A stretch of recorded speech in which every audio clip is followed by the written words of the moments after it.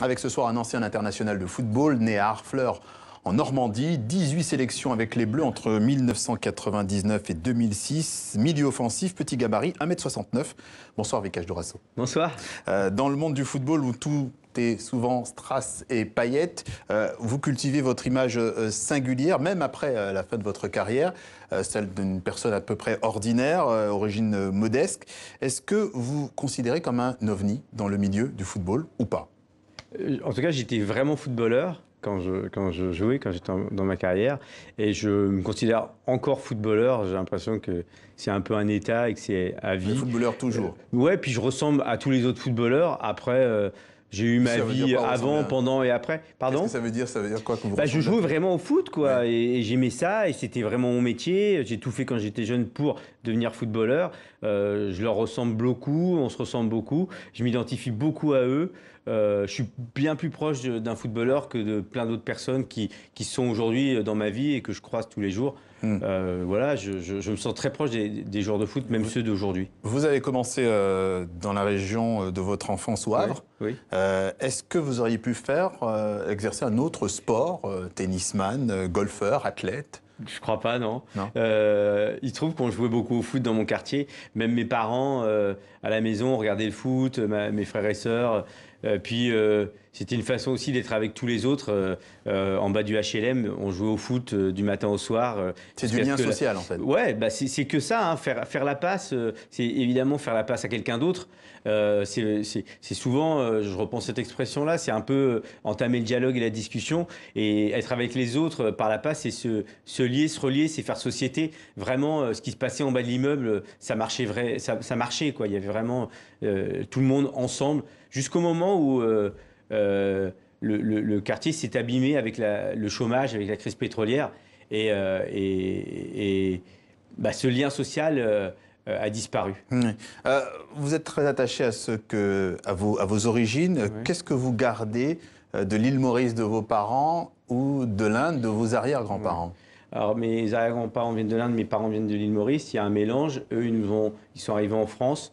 Ils nous parlaient mauricien, on répondait en français. On mangeait indo-mauricien, on dansait sur le Sega et on regardait les films indiens. Et en même temps, on allait à l'école et en même temps, en bas, c'était hyper mélangé. Il y avait tout ça à la maison. Il y avait mon père aussi qui travaillait, qui était sur les chantiers navals, ma mère qui était cuisinière. Et il y avait mon père qui était syndiqué aussi, donc il y avait pas mal de mouvements à la maison. Il était aussi président d'un club, le club des Mauriciens, le club Dodo, ce qui faisait qu'il y avait plein de choses. Et en même temps, il y avait beaucoup de Mauriciens dans ce... Ouais, des Mauriciens. Et puis, il y avait aussi son travail, il y avait aussi l'école. Donc, on était... vraiment baigné de plein de choses. En même temps, je me sentais très français, quoi. Je suis français. Vous y retournez de temps en temps dans ce quartier du Havre où vous avez grandi? J'en suis sorti. Ouais. J'ai pas spécialement envie d'y retourner. D'accord. Mais j'y suis passé. Enfin, je suis passé en bas de mon HLM quand j'ai eu 40 ans. Ça semblait tout petit. Ce terrain vague sur lequel je jouais semblait immense. Voilà. Moi, j'ai grandi et puis.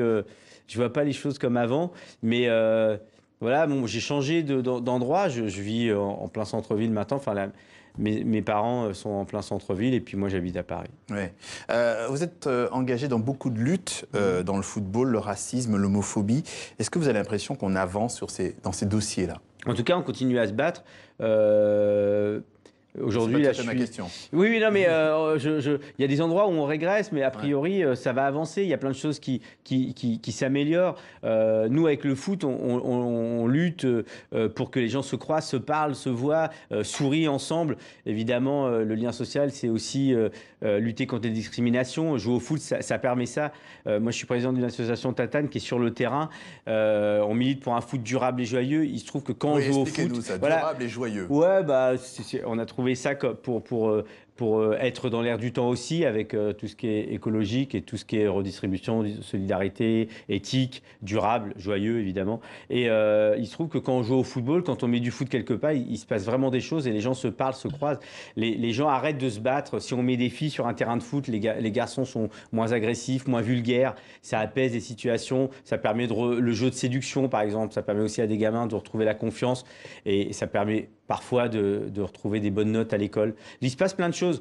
Alors ça, c'est effectivement, c'est l'éducation, c'est à la base. Mais par exemple, dans le football professionnel, le racisme, qu'est-ce qu'il faut faire? Quels sont les leviers que vous... Parce qu'il y a eu les cris de singe dans les stades de foot récemment, Balotelli, etc. Mais en fait, si on voit ce phénomène qu'il faut combattre, on le remet dans le contexte et on voit tous les matchs de foot qu'il y a partout dans le monde, dans toutes les divisions, dans tous les pays. Je veux dire, il ne se passe pas grand-chose.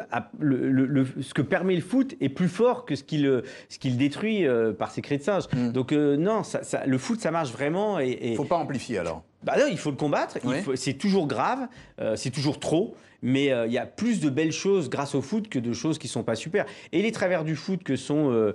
la corruption, le dopage, les tricheries, etc., sont pas le football, quoi. Le football, quand Zlatan fait une passe, il fait vraiment une passe, même s'il touche des millions, c'est la même passe que celui qui joue dans son village et dans son quartier. Oui. Les Bleus ont remporté la Coupe du Monde l'an dernier. La dernière fois que cette équipe était en finale, vous étiez dans le groupe, vous avez même filmé de l'intérieur.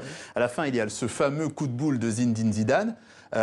Est-ce que vous lui en voulez? Est-ce que vous vous êtes dit, au fond, cette Coupe du Monde, on aurait pu la gagner s'il avait tenu ses nerfs? Bon, il aurait peut-être tiré le pénalty. A priori, on allait faire match nul. Moi, je lui en veux pas du tout. Faut pas oublier qu'il nous a aussi emmenés en finale. Zizou est un grand joueur. C'est triste pour nous parce que nous, on voulait être champion du monde. C'est peut-être lié. Je pense pas que ce soit lié à son coup de boule. Voilà, c'est comme ça.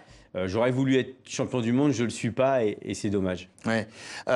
Vous avez joué dans des grands clubs comme Lyon, l'AC Milan, Paris Saint-Germain. Vous avez été licencié du Paris Saint-Germain. Ouais. Comment on survit à ça, de passer finalement de vedette au lendemain, finalement, demandeur d'emploi? Ouais. Alors, j'ai été licencié, mais de toute façon, ça allait s'arrêter. Hein. Ouais. Donc, la fin est pas heureuse. Je m'en serais bien passé. Ça a été assez dur parce que j'aurais voulu préparer, avoir une belle fin et ça n'a pas été le cas. Mais voilà, de toute façon, j'allais arrêter le foot un jour. On ne s'y prépare pas, c'est difficile. C'est vraiment c'est soudain, c'est une sorte de trou. Et puis, on s'en remet. Voilà, je vais bien. Tous les joueurs de foot font autre chose après le foot. C'est très étrange. On apprend à jouer au foot, on fait que ça. Et quand on s'arrête, on est très jeune. On n'a que 32, 33, 35 ans. Et on a plein de choses à faire encore. Qui peuvent être très belles. Il y a une autre vie qui s'ouvre. Ouais. Mais quel regard, par exemple, portez-vous sur un cas actuel, toujours au PSG, Adrien Rabiot? Adrien Rabiot. Évidemment, je défends toujours le... Alors, on va rappeler quand même qu'il a été écarté du club parce qu'il n'a pas voulu prolonger son contrat qui arrive à expiration en juin. Alors, quel regard vous portez? Je suis toujours du côté du footballeur, toujours du côté du salarié, de l'ouvrier, de l'employé face au patron. Et Rabiot est un salarié, un employé riche, si on veut, mais il reste un salarié du football. Le patron, donc son club, le PSG, abuse de la situation, le maltraite.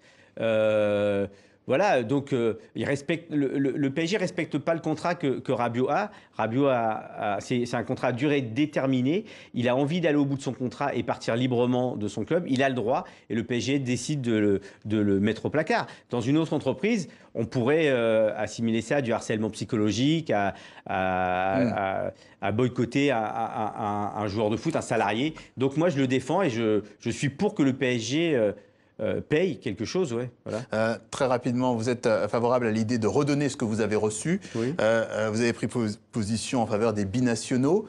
Si d'aventure, la fédération mauricienne de football vous appelait pour vous offrir un rôle dans l'organigramme, vous y allez? Pourquoi pas, ouais, avec plaisir. Ouais. J'adorerais aider le football à Maurice, en Inde. Voilà, moi j'aime le foot. Oui, j'ai parlé Maurice, mais ça pourrait être l'Inde, mais j'aime le foot, quoi. J'adore le foot et je crois beaucoup au sport et au football. Moi, j'ai besoin de courir, de marcher tout le temps. Et j'ai besoin du football. Merci Vikash Dorasso, merci d'avoir été l'invité Diaspora de la semaine. Pour ceux qui veulent aller plus loin, il y a ce livre, Comme ses pieds, dans lequel vous vous racontez